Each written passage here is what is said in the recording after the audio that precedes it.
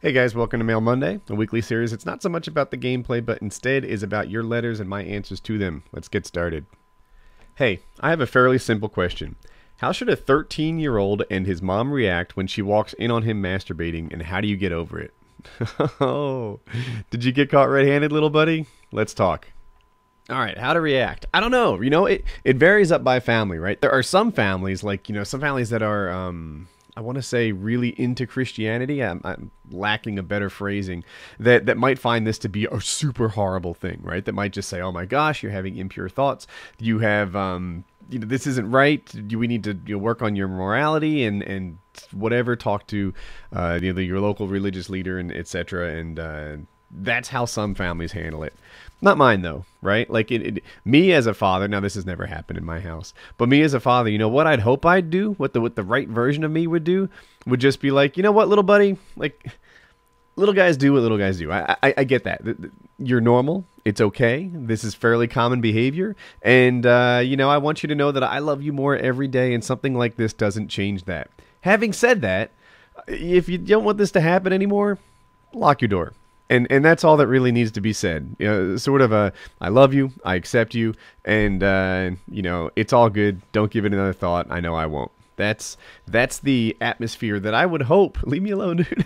That I would hope, you know, that people share when something like this goes down. It doesn't have to be that big of a deal. It's all good. This one's kind of long, but hang with me here. The subject was threatened with police action over text messages. I was at a pub with a few friends that came back from university. My friends got a hold of my phone and began texting people on my contacts list. Eventually, they began targeting one person who we all knew. It started off quite seriously, asking if the guy wanted to get effed up, looking for a fight, essentially.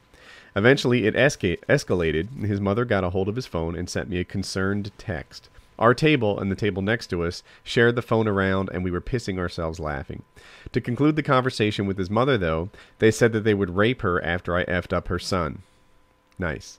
The next day, she phoned my karate sensei, the college, A-levels, I'm in the UK, and the community police officers, because of all these texts, also came to confront me in my home whilst parents were out. Then she expected an apology after she told me this. My karate sensei later phoned me asking for my side of the story, but the effing cow has no reasoning whatsoever. From my perspective, yes, the texts were extreme harassment, but she knows all of us personally, as does her son.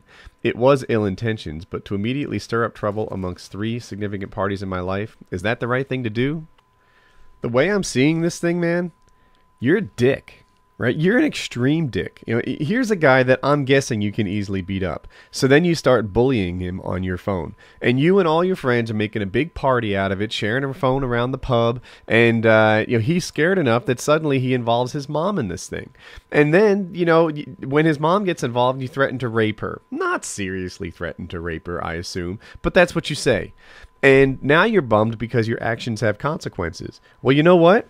Your actions have consequences. I don't feel any sympathy for you whatsoever. You know, I don't know what the law is where you are for, you know, for threatening to kick somebody's ass and pretending to threaten to rape his mom.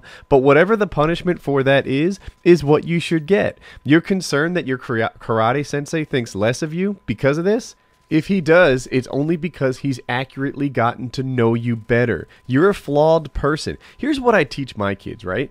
Sometimes in life, you're going to be in this position of power. You're going to be, I don't know, an 8th grader surrounded by 6th graders. And when you're in that spot, you have an obligation to be this good guy. You have an obligation to protect those that are weaker than you. You know, are you a Marine hanging out at a pub and suddenly, you know, some little guy's getting picked on and you have the power to make the world a better place? You have to freaking do that.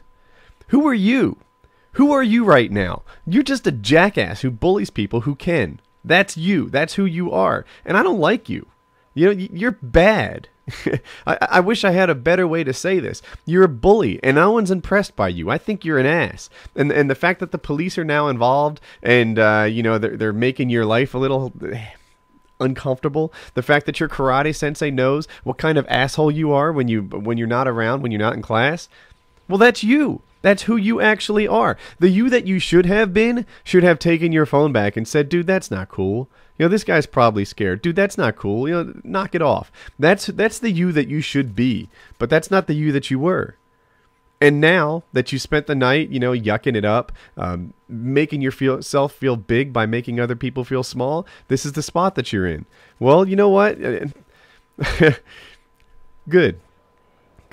You know, maybe you'll learn from this, and maybe it doesn't have to be punishment, right? You know, maybe next time you'll just freaking learn some morals. You know, just because you can rough somebody up doesn't give you carte blanche access to do so. The way that I see violence in handling these situations, you know, I'm not a believer that you know, violence doesn't solve problems. I think sometimes violence is an acceptable outcome, but really the core distinction between right and wrong is when both people want to be involved, or when just one guy wants to be involved and he's getting picked on. Where do you think this situation lied? Right? You know, where do you think your behavior was on this? I think you're a bully, and that you know, I hope whatever's supposed to happen to bullies happens to you. Hey Woody, here's the deal. I'm 18 years old, I'm bi, and I live in the UK. There's this guy in my class, he's straight, and we've become quite close since the school year started. We have a lot in common, and we both listen to the same music and TV shows, and we both listen to Painkiller already. Anyway, I'm in love with him. I'm literally in love with him. He's all I think about from the moment I wake up to the second I fall asleep at night. Heck, if I even make him laugh in class, that makes my day. Now, with that backstory in mind, what should I do? I haven't told him yet because I'm not sure how he'll react. Oh yeah, he's bipolar. So my question is, what should I do? Should I tell him how I feel and risk losing a good friend? Or should I keep all my emotions bottled up in hopes that someday I'll see him as just a friend? Naturally, any kind of response would be great. Regardless if it's Mail Monday or a reply, I need some advice on how I should handle this, knowing I can't be with him is driving me insane, and it's all I think about. I love you. Best YouTuber, EUNASA. I don't even know what that means. But let's talk about this.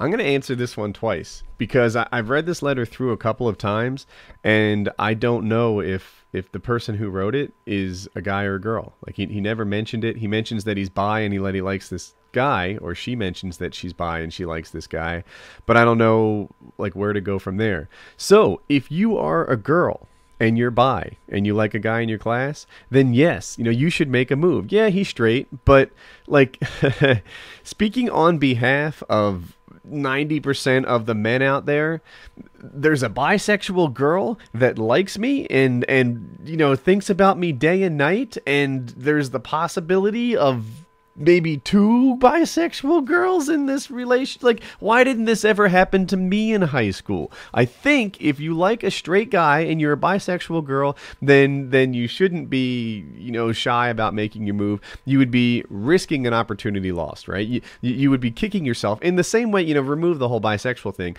You know, if a guy likes a girl or a girl likes a guy, and you're thinking about him day and night, and you never even let that person know about your emotions, then it can just be a regret that you carry with you forever. So that's that. Now, if you're a guy and you know this guy is straight and you're friends, then, you know, I think you're risking the friendship by trying to turn it into something more. Yeah, you love him, whatever.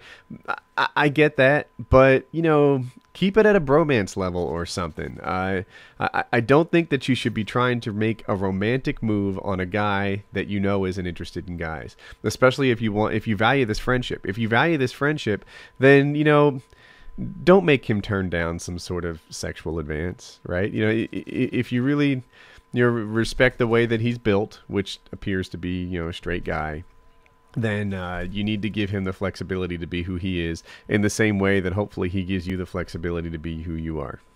That's that. So because I'm short on time, I'm going to paraphrase this one. There's a man and the woman. They're entering the marriage. Right? They're talking about it, and there's this question of infertility. There's this one problem. The family has a past history of infertility. We've talked about the possibility of her being infertile, and she gets upset about the whole idea. She seems bothered by it, and I don't know how to comfort her so that her confidence will be boosted and she won't be so much worried about getting pregnant when we do go to start a family. Are you trolling me? How does somebody come from a family with a long history of infertility? Is her mom, are her parents infertile and her grandparents infertile, and this infertility is passed down from generation to generation? Like, sometimes I see these messages and they're obvious trolls. Sometimes I see these messages and it's not so clear. Like, this was really well written, but he's really concerned that she comes from a line of infertile people. My advice to you, if this is real, is not so much to worry about it. You know, obviously she comes from a line of fertile people. All breeders do, and who isn't a breeder? So she's worried way too much. If this is actually not a troll letter, I don't know. I think maybe you got me. Who comes from a long line of infertile people? How does that exist? But anyway, yeah, so I wouldn't worry about it. She obviously, you cannot come from a long line of infertile people. She's most likely going to be a breeder. Best of luck to you guys.